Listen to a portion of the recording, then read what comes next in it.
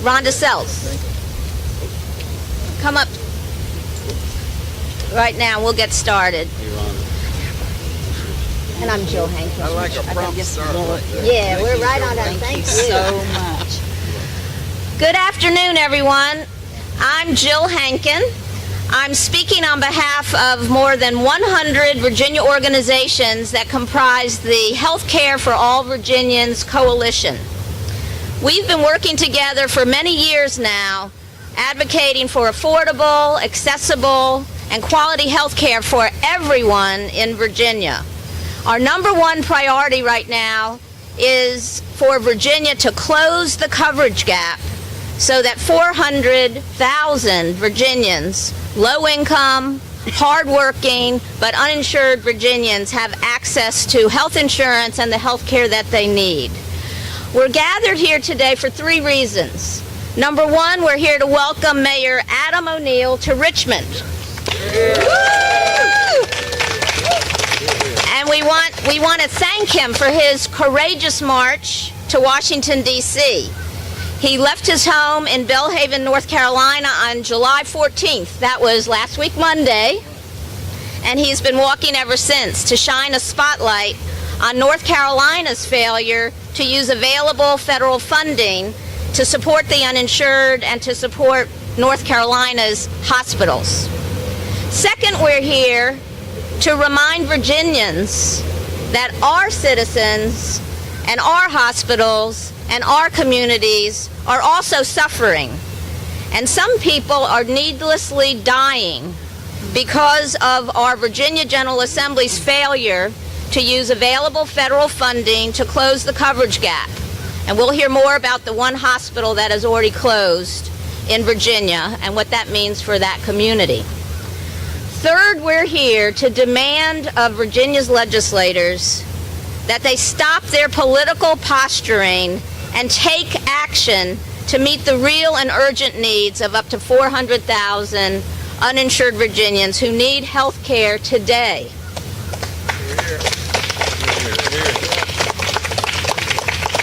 Virginia, our state, has already forfeited close to $1 billion that we could have used to support health services and Virginia's economy. To waste this opportunity is truly shameful.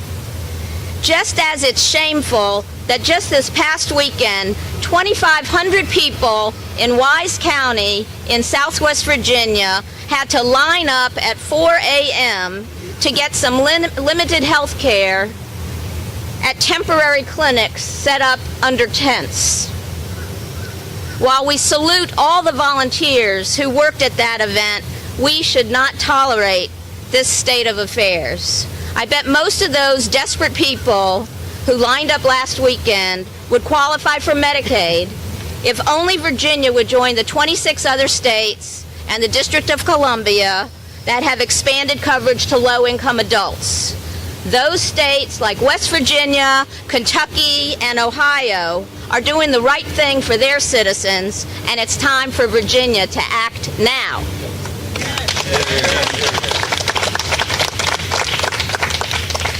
So I'm honored to introduce Mayor Adam O'Neill of Belhaven, North Carolina, which is a small town on the coast of southeastern coast of North Carolina. He's already walked about 180 miles to get here. And he's going to walk another 100 miles to get to Washington, D.C. And some of his neighbors and friends from Belhaven are supporting him today as well.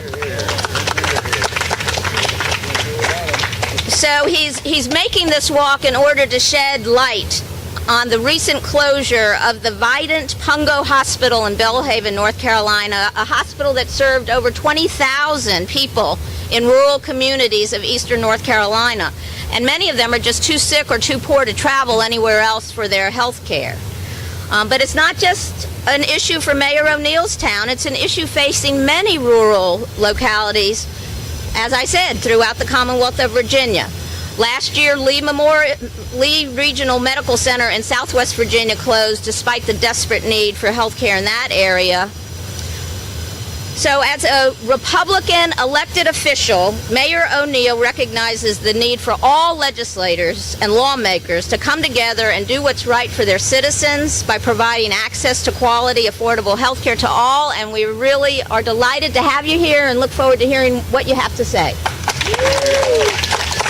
Tell us about your meeting with the governor, please. I'd like to thank everybody for coming out. I guess you can hear me okay. I want to thank Bob Zellner, who's walked 90% of the way with me. Bob is a civil rights legend who used to work with Martin Luther King and Rosa Parks, and has quite a history. My mother, she's been driving the support van. Yeah, and she's done a great job. Bob and I have been picking on her the whole way up here, and she's held together really good. We also have some documentary people with us that we really appreciate. Eric is here today, and we appreciate you coming, Eric. All through this process, we've had a documentary being done about what's going on in Belhaven. You know, the reason I stand here today is because we have a crisis in our country today with rural health care. The fact is, there are hospitals closing all over the country. More hospitals have closed, rural hospitals have closed in the last year than the previous 15 years. That's a problem. When a hospital closes, that means people have farther to go for emergency care, which means people die that wouldn't have died before.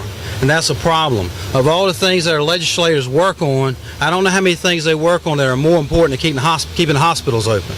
It's a big deal. I was just with the governor, and he brought up people die.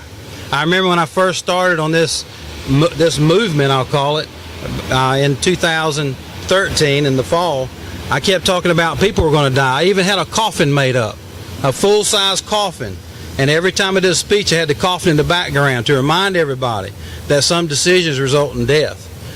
Well, it seems like some of our legislators can't put life above politics. The politics, people are digging in an issue they need to let go. When you talk about Medicaid expansion, I'll talk about that briefly. In North Carolina, there's about 500,000 people that will be covered if Medicaid expansion took place. Now, when you think about that, you need to think about that's you know, for example, there's a lady around Raleigh, 25-year-old, got cervical cancer, and she can't get the treatment she needs. The lady's going to die. That's not okay. And I think if you go ask people across our country if they think that lady should die because she can't afford health insurance, I think you can get about 90% no, she should have some health insurance. So I think this issue is being framed in a way that people don't totally understand what we're talking about. We're simply talking about covering people that can't afford care. I think all of us want everybody to have care. So when it comes to Medicaid, I have had a hard time with my fellow Republicans understanding why they won't accept it. For the next 2 years, the federal government will pay 100% of the cost of Medicaid expansion. Now, you can opt out at any time.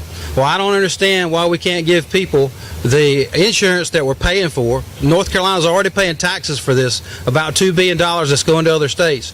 Why can't we keep our money and insure 500,000 people for 2 years? And then if the federal government doesn't come through with the reimbursements in the future like they say, you can opt out of it at any time. The fact is, there isn't an argument against this. I have stood... That's why they're quiet. I have stood in front of many groups and talked about this. Nobody has taken me on. And I think the reason is because there's not really a defensible position. So I'm really hopeful that Republicans all across the country will start coming together and saying that we need to move on this. And we need to make sure people have health care. It's like Social Security. When it came out, it was very controversial. Very controversial. Well, it didn't. The country is still here. We're still okay. And I think we can have health care in the United States and still have a country here. The next thing I want to talk about is extremely important is the issue of large health care conglomerates buying up smaller hospitals and then consolidating. That is a disaster for health care in this country. In Belhaven, we had a little hospital that was run by a community board. The community board, of course, knew everybody working at the hospital. So the hospital got kind of bloated. It was wasting money. They had 129 employees and 49 beds. We did a business plan and found out they needed 55 employees and 10 beds.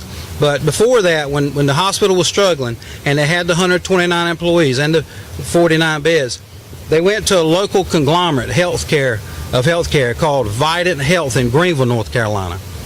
So Vidant Health was approached about taking over our hospital. So they came down and took over our hospital. They got $1 million more in assets than they took over in liabilities. So basically we gave them $1 million to take our hospital over. They signed a contract saying they were going to maintain and strengthen our hospital. So the whole community was very happy because now our healthcare future was in the hands of these people that had all these resources. Well, in short order, in 2 years, I was sitting in my office one day and I got a phone call from WITN TV.